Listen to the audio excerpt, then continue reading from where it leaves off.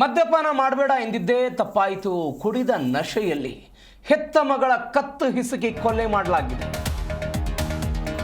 ಮದ್ಯಪಾನ ಮಾಡಬೇಡ ಅಂತ ಹೇಳಿದ್ದಕ್ಕೆ ಕುಡಿದ ನಶೆಯಲ್ಲಿ ಹೆತ್ತ ಮಗಳ ಕತ್ತು ಹಿಸುಕಿ ಕೊಲೆ ಮಾಡಿರೋ ಘಟನೆ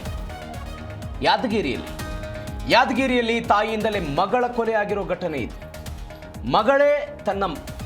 ತಾಯಿಯೇ ತನ್ನ ಮಗಳನ್ನ ಕೊಲೆ ಮಾಡಿರೋ ಘಟನೆ ಯಾದಗಿರಿಯಲ್ಲಿ ಆಗಿದೆ. ಆತ್ಮಹತ್ಯೆಗೆ ಶರಣಾಗಿದ್ದಾಳೆ ಅಂತ ತಾಯಿ ನಾಟಕವಾಡಿದಾಳೆ. ತಾಯಿಯಿಂದಲೇ ಮಗಳ ಕೊಲೆ ಆಗಿರೋ ಘಟನೆ ಇದು. ಪೊಲೀಸರ ವಿಚಾರಣೆಯಲ್ಲಿ ಬಾಯ್ಬಿಟ್ಟಿದ್ದಾಳೆ ತಾಯಿ. 11 ವರ್ಷದ ಬಾಲಕಿಯ ಜೀವ ತೆಗೆದ ರಾಕ್ಷಸ ತಾಯಿ ಇವಳು. ಯಾವುದಕ್ಕೆ? ಕುಡಿಬೇಡ ಅಂತ ಹೇಳಿದ್ದಕ್ಕೆ, ಕುಡಿಬೇಡ ಮದ್ಯಪಾನ ಮಾಡಬೇಡ ಅಂತ ಹೇಳಿದ್ದಕ್ಕೆ. ಹಾಗೆ ಹೇಳಿದ್ದೇ ತಪ್ಪಾಗ್ಬಿಡ್ತಾ? ದೊಡ್ಡ ಹುಡುಗಿ ಏನಲ್ಲ, ಜಸ್ಟ್ 11 ವರ್ಷ ಬಾಲಕಿಗೆ. 11 ವರ್ಷದ ಬಾಲಕಿ. ಯಾದಗಿರಿಯ ರಾಜೀವ್ ಗಾಂಧಿ ನಗರದಲ್ಲಿ ಇಂಥದ್ದೊಂದು ಘಟನೆ. ಪ್ರತಿಭಾ ಅಂತ ಮೃತ ದುರ್ದೈವಿ ನಿರ್ಮಲಾ ಎಂಬ ತಾಯಿ ಯಾದಗಿರಿ ನಗರ ಠಾಣೆಯಲ್ಲಿ ಪ್ರಕರಣ ದಾಖಲಾಗಿದೆ. ಕುಡಿದ ನಶೆಯಲ್ಲಿ ತನ್ನ ಹೆತ್ತ ಮಗಳು 11 ವರ್ಷ ಅಷ್ಟೇ, 11 ವರ್ಷದ ಮಗಳನ್ನು ತಾಯಿಯೇ ಕೊಂದಿರೋ ಘಟನೆ ಇದು. ಯಾವ ಕಾರಣಕ್ಕೆ? ಮದ್ಯಪಾನ ಮಾಡೋದನ್ನು ಪ್ರಶ್ನೆ ಮಾಡಿದ್ದಕ್ಕೆ. ಮದ್ಯಪಾನ ಮಾಡ್ತಾ ಇದ್ಲು ತಾಯಿ. ಗಮನಿಸಿ, ಇದು ಗಮನಿಸಬೇಕಾದ ಸಂಗತಿ.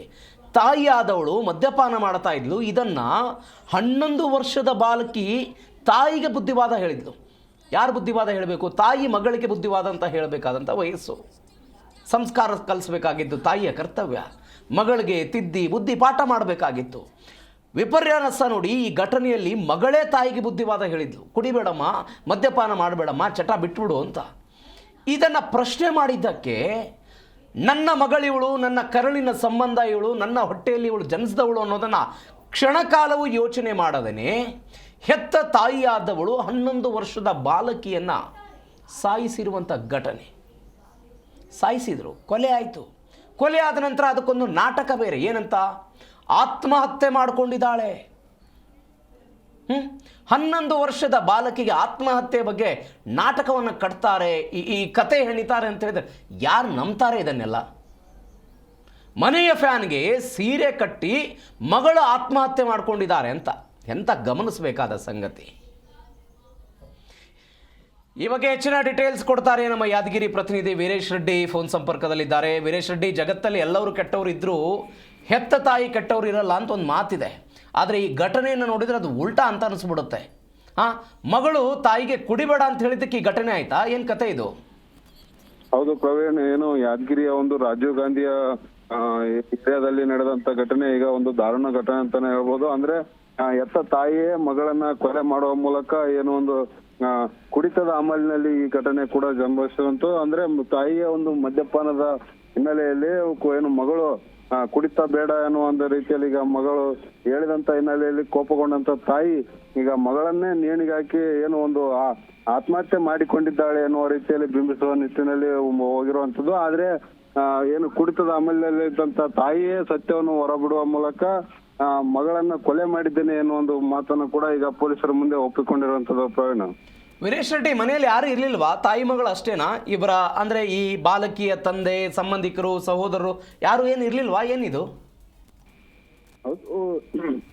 ಹೌದು ಪ್ರವೀಣ್, ಏನು ಈಗ ಮನೆಯಲ್ಲಿ ಈಗ ಯಾರು ಇಲ್ಲದಂತ ಸಂದರ್ಭದಲ್ಲಿ ತಾಯಿ ಮಗಳು ಇಬ್ಬರೇ ಇದ್ದರು.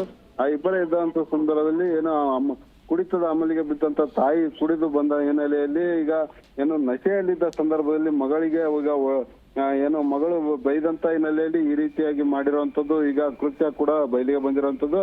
ಅಂದ್ರೆ ಇದೆಲ್ಲ ಕೂಡ ಕುಡಿದ ಅಮಲಿನಲ್ಲಿರುವಂತ ತಾಯಿ ಮಗಳನ್ನೇ ಕೊಲೆ ಮಾಡುವ ಮೂಲಕ ಇಂಥ ಒಂದು ನೀಚ ಕೃತ್ಯವನ್ನು ಕೂಡ ಎಸಗಿ ಏನು 11 ವರ್ಷದ ಪ್ರತಿಭಾ ಎನ್ನುವ ಒಂದು ಬಾಲಕಿ ಕೂಡ ಸಾವನ್ನಪ್ಪಿರುವಂತದ್ದು.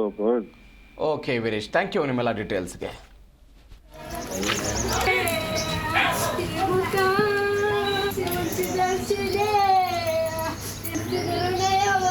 ಕ್ಯಾಂಡಿ ತೊಗೊಂಬಂದಿನಿ ಅವ, ನನಗೆ 15 ರೂಪಾಯಿ ಬೇಕಂದ್ರೆ 15 ರೂಪಾಯಿ ಜ್ಯೂಸ್ ತೊಗೊಂತೀನಿ ಅಮ್ಮ. ಗೋಟಿ ಗೀಟಿ ತೊಗೊಬಂದು ನೋಡು, ಗೋಟಿ ಆಡ್ತಾಳ್ರಿ, ಅದು ತೊಗೊಬಂದು ನೋಡಂಗೆ ಒಟ್ಟಿಗೆ ಏನಾದ್ರು ಬೇಕು ತಿನ್ನು. ಗೋಟಿ ಪೀಟಿ ತಗೊಂಡ್ರ ಅವು ಎದಕ್ಕೆ ಬರ್ತದೆ? ಬೇಡಮ್ಮ, ಮಂದಿವೆಲ್ಲ ಚೇರ್ ತಗೊಂಬಂದು ಮನೆಗೆ ಇಡಬೇಡ. ಇನ್ನೊಬ್ರ ಕೈಲಿ ಅನ್ಸ್ಕೋಬೇಕಾದ್ರೆ ಭಾಳ ಚಲೋ ಅಲ್ಲ. ಒಂದು ಮಾತು ಬರ್ತದ ಅಮ್ಮ, ಅದು ಚೇರ್ ಕೊಡ್ತಾ ಕೊಡಲ್ಲ ಅಂದ್ ಆ ಚೇರ್ ತಗೊಂಡಳ ಒಳ ಕೈಗಳು ನಾನು ಇಲ್ಲೇ ಬಿದ್ದೀನಿ ರೀ ಇಷ್ಟೇ ಹೊರಗೆ